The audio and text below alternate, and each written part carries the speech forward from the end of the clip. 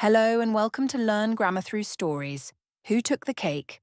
Let's learn how to use somebody, someone, anybody, anyone, nobody, no one. Emma, Liam, and Sophia were sitting in their favourite café, chatting about their day. Emma had just bought a slice of delicious chocolate cake and placed it on the table. Emma turned away for a moment to grab a napkin. When she looked back, her cake was gone. "Somebody took my cake," Emma cried. "I left it right here." Liam looked around.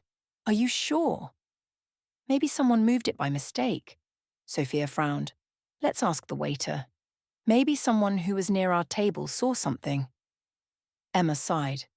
"Do you think anybody here would take it without asking?" The friends asked the waiter, and he thought for a moment. "Oh, I think someone at the other table received an extra cake by mistake. Let me check."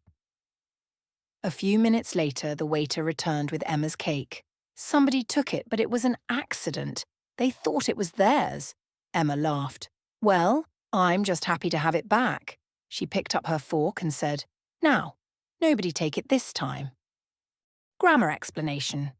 The words somebody, someone, anybody, anyone, nobody, and no one are used to refer to people in general, but they have different uses.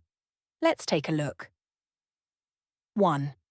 Somebody, someone, used in positive sentences and offers. Example: would somebody like a cup of tea? This is a polite way to offer something to a group of people.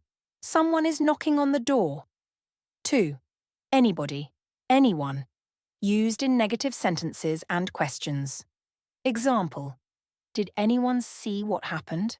I don't know anybody here. 3. Nobody, no one, used to mean no person. Example: nobody was at the cafe this morning. No one answered the phone. Next, let's try out the quiz.